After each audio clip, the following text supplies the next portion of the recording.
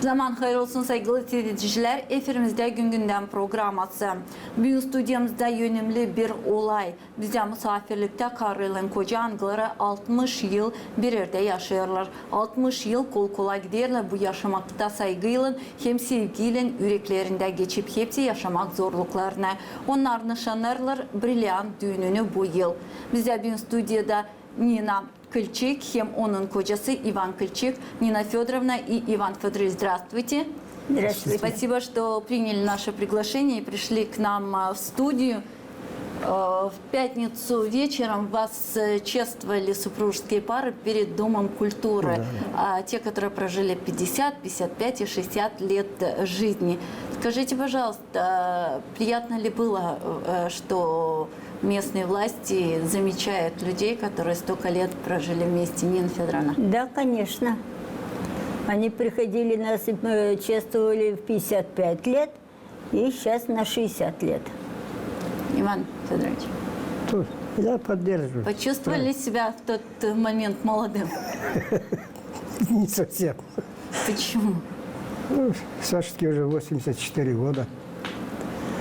Скажите, пожалуйста, как или отметили, или будете отмечать эту грандиозную дату, 60 лет совместной жизни? Все-таки это бриллиантовая свадьба. К нам пришли вчера дети.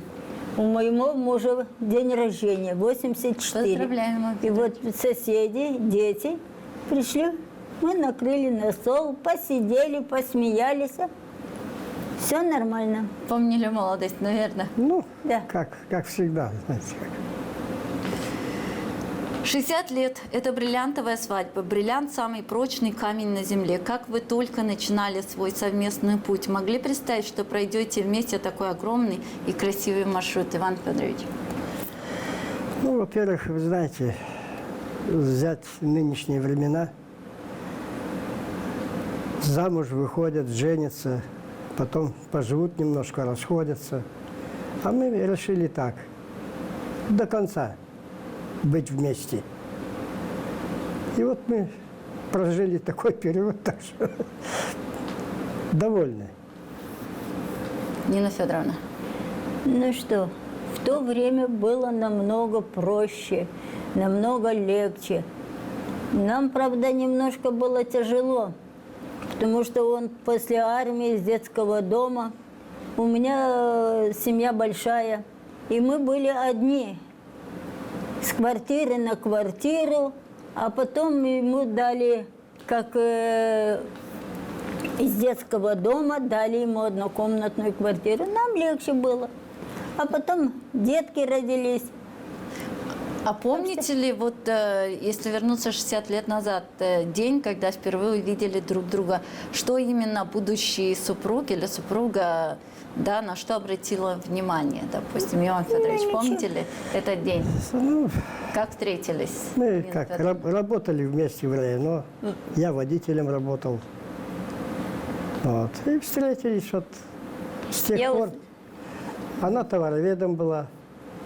Ну, как-то даже должны были подойти, сказать, хочу познакомиться, или как, или... Ну, познакомились. Или просто по работе так часто? Нет, познакомились, встречались мы. Отвез, стояла на остановке, но он меня отвез домой, потому что я из деревни. И вот мы так познакомились. А как проходило сватание и сама свадьба в те годы? Какие традиции того времени вам особо дороги и памятны? И есть ли, и сохранились ли сейчас такие традиции? Нет, Федоровна? нету таких традиций сейчас. Сейчас приходит молодежь. Мы решили пожениться. И все. А раньше, как отец сказал, говорит, хотите жить вместе? Присылайте сватов. И вот мы на следующую неделю, он с его теткой, сестра мужа, сестра отца, и вот она собрались и приехали сватать меня в деревню. А сейчас такого нету. Может, где-то по селам есть, а здесь в городе... Долго встречались, Нина Федоровна? Сейчас скажу. Май, июнь, июль. В августе мы поженились. 4 месяца. Иван Федорович, легко ли было завоевать сердце Нины Федоровны? Ну, это- Чем брали, скажите? Цветы, шоколад? как? Чем? Дыни, арбуз, виноград. Вот это. Я жила на квартире у одних старичков. И вот он приходил. То дыню принесет большую, то арбуз, то гуляли. Раньше такого не было, чтобы куда-то ходить, что В кино танцы были, а ходили. мы на лавочке сидели, смотрели, как танцевали на площадке, потому что танцевальная площадка была в городе. Вот. В А парке. потом детки подросли. Дети заходили, танцевали, а мы стояли рядом. Да, ничего. Чем брали, Иван Федорович? Как? Арбузами дыни. Цветы дарили? Дарил. Дарили, да, дарили. В ноябре месяце у меня день рождения, он приносил розу обязательно. А скажите, пожалуйста, Иван Федорович, Нина Федоровна, вот вы сказали про сватовство. Сразу же ваш отец согласился? Или Не сразу, конечно. вот как вы просили руки Нины Федоровны? Скажите, Иван Федорович, как это проходило? Как просят. Но отец не был против. Отец у меня был очень добрый. Из простой семьи, так Он, что... он ветеран войны. Посидели, поговорили, как два мужика. И все. Скажите, а вот, Иван Федорович, вы тоже сказали, что те традиции, которые были раньше, сейчас не сохранились. Почему, как считаете? Или молодежи уже как бы да, Молодежь неинтересно? уже не та молодежь. Понимаете? Сейчас и времена тяжелые, правильно. Я согласен. А что тогда было проще, вы хотите Конечно, сказать? проще намного. Конечно, вы что? Во-первых, и все дешево было, а сейчас все дорого. И тут, видите, все зависит от самого характера человека. Вот вы сказали, что переходили с квартиры не на квартиру. Вот молодая семья всегда сталкивается с обустройством быта. А с какого главного правила вы начали строить свой дом? Мы не строили дом, мы купили его. Но я имею в виду не сам дом строили, а семейную жизнь, А, хотела семейную? сказать. Ну что? Какое правило было у вас? Ну, мы просто работали. Вместе, Вместе я в работали. садике медсестрой, а он водителем в району. И мы... Сначала квартира у нас была на Котовской. Одна комната. Вот. Да. А потом другая квартира. Так Но что, все равно какие-то трудности были. Как Ну, их были, преодолевали? да. как были. же ж. Были трудности. Мы жили только на зарплату. У меня было 62,50, а у него 80. И мы старались платить и за квартиру, и собрать пару копеек, купить что-то. Это самое. Первая была у нас покупка. Мы купили радио, потом шкаф, а потом началось, одно за другим покупали. Но уже в своей квартире. А так? Иван Федорович, скажите, были ли моменты, когда притереться друг к другу было непросто? Кто из вас в молодости был более уступчивым? А мы находили общий язык. Ну вот как? Ну, как? У нас Обычно не было. современная молодежь сейчас Мы- говорят, не сошлись характером или Нет, у нас что-то... такого. Мы уступали друг другу всегда и везде. Ну, Мы все- не успевали, потому что утром уходили, вечером приходили с работы. Не было времени. Не было времени. Ну, знаете, бывало, что и... Ну, всякое бывает в Семья, семье. как говорится, не без урода. Нет такой семьи, чтобы все идеально было. Нет такой семьи. Я так думаю. Но кто по характеру более такой вспыльчивый? Я, наверное. И как потом мирились, шли просить прощения или все-таки ждали, когда Нина Федоровна подойдет? А мы Вот сразу. вечером поругались, а утром здороваемся, кого-то ничего не было. Понимаете как? Вот 60 лет – это не только праздник, это большой ежедневный труд. Что помогало вам проходить через сложные времена? Бывало ли такое, что вот не хватало чего-то, финансов, чего-то? Вот как Ну, вместе вот это все решали? Нет, я вам скажу одно, что все, что было идеально, нет такого. Нету. Что-то да, бывает, что нету этого, у кого-то есть, у тебя нету. Мы потихоньку. Тяжело. Вообще на этот вопрос очень тяжело ответить. Вы Я понимаете, лично так думаю. Если у нас зарплата, сейчас мы на пенсии, а раньше на зарплате нам было более проще. Сейчас нам немножко туговато, потому что пенсия, от пенсии до пенсии, пенсии-то небольшие. И так бывает, не хватает, бывает излишки, когда не покупаешь ничего. А так у нас сейчас мы продали квартиру, купили дом. Нам немножко проще. Мы можем посадить и лук, и картошечку, и помидоры, Да. если урожай будет. И вот так сейчас немножко проще. Но с газом будет очень туго, потому что газ слишком дорогой. Сейчас еще цены поднимутся, это вообще будет в ауте. Нина Федоровна, вот люди, которые умудренные опытом, да, которые много лет прожили, они вот говорят, что есть правила, ну, наверное, в многих семьях или нет, никогда не ложиться спать в обиде. Или, может быть, у вас есть свой особый секрет, как быстро помириться? Вот обычно бабушки говорят вечером, ни в коем случае перед тем, как сесть за стол или лечь спать, никогда не нужно ссориться. Если поссорились, то нужно, наверное, помириться и потом лечь спать. Или все-таки как это вообще? Мы даже если поругались, сели, покушали, пошли спать. И все, мы не заостряли на этом внимание. Да. Смотрите ли, спорите ли вы сейчас, спустя 60 лет? Из-за чего чаще всего? Не поняла. Спустя вот 60 лет у вас сейчас между собой иногда споры бывают? И Бывает. из-за чего спорите? Вот из-за чего? Из-за всякой, может, из-за мелочи какой-то. Ну, бывает, знаете как. Ну, Но вот это быстро проходит. Ну вот самый крупный спор какой был? Не Вы скажу. Помните? Нет. У нас такого сильного спора Большого, не сильного было. Да. нету, не было и не будет.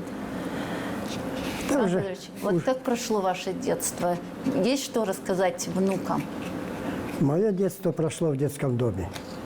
Я с первых дней здесь учился, вернее, воспитывался здесь, в Камрадском первом детском доме. А в Камрате был детский дом? Да. И сейчас единственное здание осталось по Ленина, где бывший Криковский магазин, вот это здание, это наша группа была. Вот. Потом школа-интернат, здание трехэтажное, педколледжа, построили школу-интернат.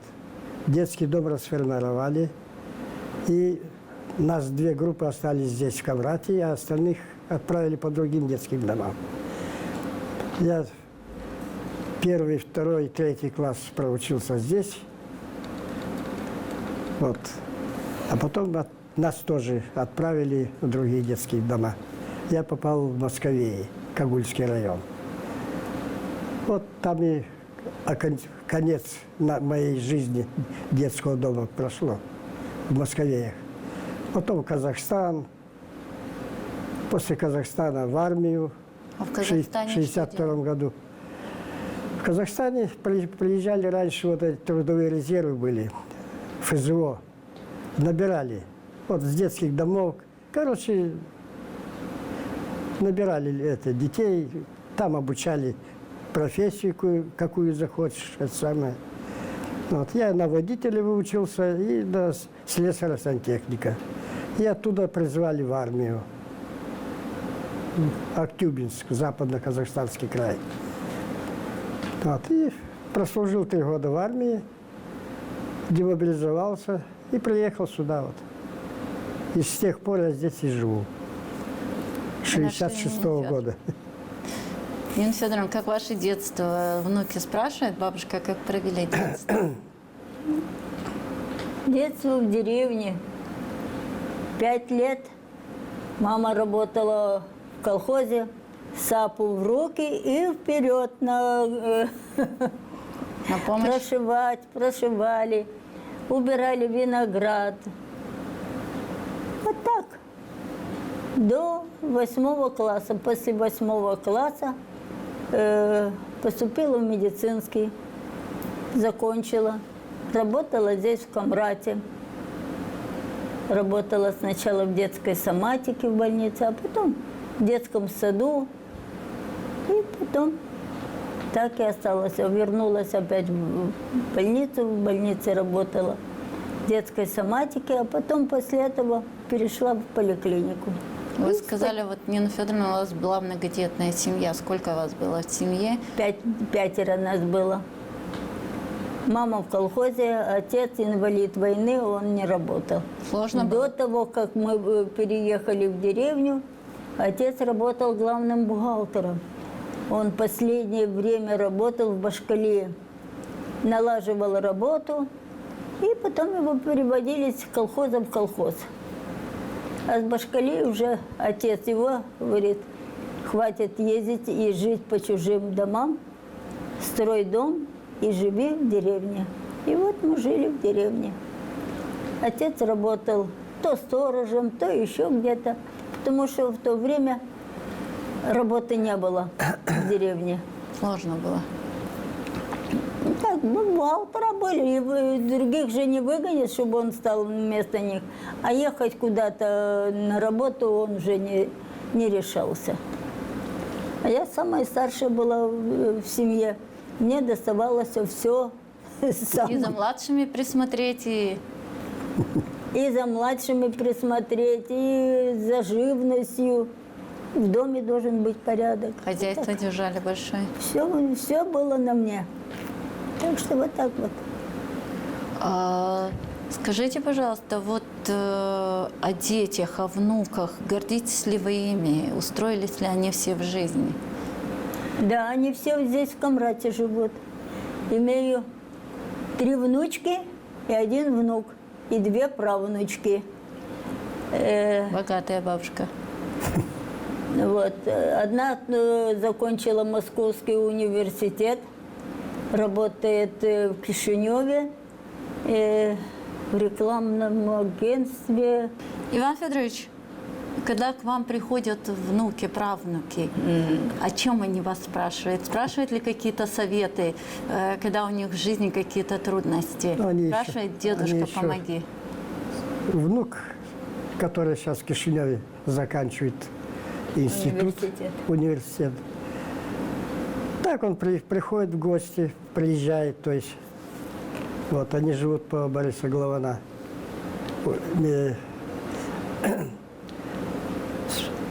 Ну, я его даже и нянчил, этого внука. Самый старший внук.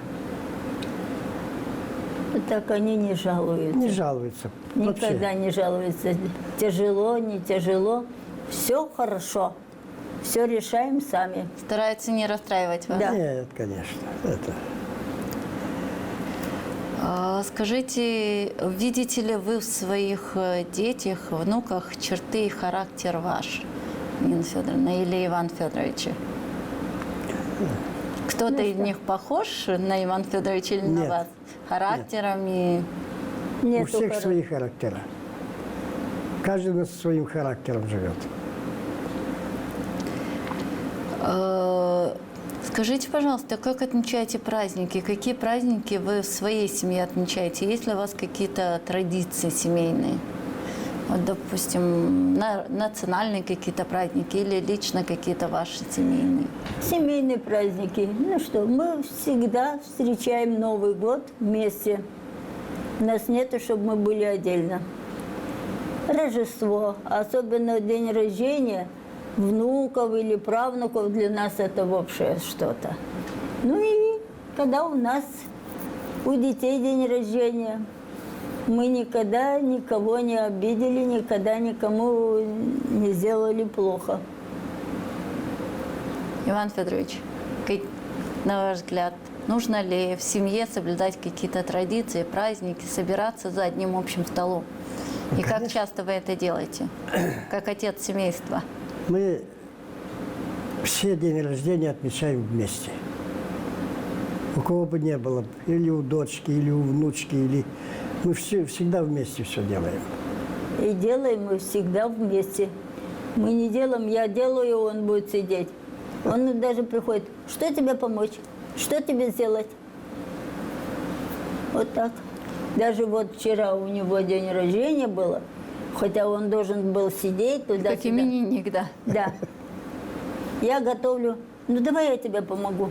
Давай я тебе это сделаю. Давай то сделаю. Вот так. Мы вот сколько мы живем, мы никогда не делаем ничего отдельно. Нужно закрутить какой-то компот там или что-то овощи. Всегда все вместе. Нина Федоровна, какой самый вот за 60 лет совместной жизни сюрприз сделал вам Иван Федорович? Одна семейная пара, которая тоже очень много лет вместе прожили, сказала супруга, что, говорит, один день прихожу домой, а у меня новый диван в комнате, шторы висят. Говорит, для меня это был реально сюрприз, я не ожидала. А вот Иван Федорович, какой вам сюрприз сделал? Такой, что вы вот прямо... Вы знаете, у нас нету такого, если мы что-то делаем, мы делаем совместно. Чтобы нам было хорошо, чтобы было радостно, чтобы мы могли похвастаться перед друзьями, перед детьми, что вот мы сделали сами. Иван Федорович, а что такого интересного за 60 лет подарили Нине Федоровне? Было что-то такое вот прямо, такое, чтобы ее вот удивить прямо? Я не очень помню это самое, как говорится. Откровенно скажу, я... Ничего не дарили? Мы идем, если нужно, Мы он говорит, покупаем деньги вместе. есть, идем купим все то, что ты хочешь. А сюрприза такого, чтобы вот прям... Нет, такого у нас, я честно скажу, не было такого. Сюрприз был у нас в молодости. В ноябре еще уже холодно. Он работал в этом педколледже и принес мне вот такую розу. Говорит, я нашел одну там на плантации. И в этом самом принес такую большую розу. Для вас было это удивление? Да. Скажите, вот за что вы больше всего благодарите друг друга за эти 60 лет, Нина Федоровна? За мир, за здоровье, за то, что мы понимаем друг друга. Вырастили мы деток, внуков, правнуков. Спасибо мужу. Мы вместе все делали. Мы никогда не скрывали друг от друга что-то такое. Иван Федорович, за что вы благодарны своей супруге за эти 60 лет? Были ли моменты, когда хотели, вот, ну, может, не расстаться, но вот, допустим, что все, предел. Вот что помогало вам идти дальше? Все-таки 60 лет – это больше полувека. Нет, я ей благодарен тем, что когда я болел, она меня лечила. Вот за это я огромное спасибо ей. В больнице пока не лежал. Все она мне делала, и уколы, все, что нужно. Ведь Нина Федоровна медсестра. Да. Априори нужно было не в больнице, дома. Не дома, все и да. капельницы, и уколы. Все, что нужно, я все делала ему сама. Вот за это я ей был очень благодарен, что она меня лечила. Потому что возвращение к жизни, к здоровью, чтобы можно было работать, делала так. Потому что у него инфаркт был, и нужно было делать одно, другое. Так что... Нина Федоровна, есть ли у вашей пары, да, какая-то особая маленькая, можно сказать, традиция? Это утренний чай вместе, или совместные прогулки, или что-то еще, что принадлежит только вам двоим? Вот в этом возрасте. Отдых, отдых, еще раз отдых, потому что мы всю жизнь, все время работали. Мы никогда, у нас не было такого, чтобы мы не работали. У нас даже нету такого, чтобы вот кто-то работает, а ты сидишь дома, не хочешь идти на работу. Мы работали всю жизнь, а сейчас мы отдыхаем, побольше отдыха, чтобы мы были. А кроме работы, чем-то еще увлекались, Нина Федоровна? Работаю, уколы делаю, капельницы делаю. А вот хобби какое-то, как не было у вас там вязание, что-то, не хотелось там готовить что-то вкусное? Это заготовку, даже разговора не может быть. Если что-то новенькое, мы быстренько я готовлю, чтобы угостить деток. Где находите рецепты? Бабушкины или? И где бабушкины, где в интернете, где что, как. Вот ваше любимое блюдо вашей семьи, что готовите на праздники? На праздники, вот даже вчера, если начинать говорить все, что готовим. Есть же в разных семьях, вот, допустим, у гагаузов, да, каурма, там, плацинта какая-то, вот в вашей семье, или там мамалыга. Холодец. Вот, голубцы или перец фаршированный. И всякие закуски. По нашим старинным рецептам делаете? Ну да. Шашлык, мясо запеченное. Вот это вот, что можно такое, чтобы сесть, поесть и вспомнить, что так оно и было. Иван Федорович, вы чем помогаете? Обычно говорят, мясо как бы готовят у гагаузов и у молдаван мужчины. Так ли это? Или все-таки не так? У нас сейчас зять У с нас нами зять. живет, он с мясом он занимается. О чем мечтаете сегодня, когда самое главное в жизни уже создано и построено, Иван Федорович? Ничего мечтать. Мечтаю, чтобы было хорошее здоровье. Чтобы был мир, И мир на голубое небо, чтобы было. Чтобы детки смеялись, а не Да. боялись стука или грома. Вот за это нужно мечтать и думать, что будут дети делать дальше в такой обстановке. И что бы вот в завершении программы вы бы сказали тем парам, которые сегодня только вступают в брак, начинают свою семейную жизнь? Какие советы вы бы дали? Чтобы были счастливы, здоровы были. И мирились, Терпение. чтобы терпение и мир был в семье. Что вы хотите сказать, Нина Федоровна? Что они должны друг друга понимать, любить. И не делить работу, это моя, это твоя. Чтобы они понимали, что это работать не только женщины, но и мужчины. Вместе это все должны делать. Терпение. Друг другу уступать. Не идти на рожон. Главное это. Есть ли какая-то формула семейного счастья? Или у каждой семьи она своя? Формула счастья. Мир. Мир в семье. Мир у детей. Вот это формула счастья, что мы можем гордиться ими, посмеяться и не плакать по углам, что там тому плохо, тому хорошо. Иван Федорович, у вас есть что добавить? Да нет. Я присоединяюсь к ее словам. Иван Федорович, Нина Федоровна, хочу сказать вам, выразить огромную благодарность за то, что вы приняли приглашение, пришли к нам в передачу. Дай Бог вам здоровья еще на многие годы, и чтобы вы отпраздновали и 65, и 70, и 75. Дорогие телезрители, хочу сказать, что наша программа подошла к концу. Bugün bizden misafirlikte bulundu bir DJ'si Karaylan Koca koca anıları 60 yıl kol kola bir yerde gittiler yaşamada. Bu Ivan hem Nina Kılçıklar. Bizim programımız yaklaştı sonuna, gelen buluşmalardan kalın sağlıcakla.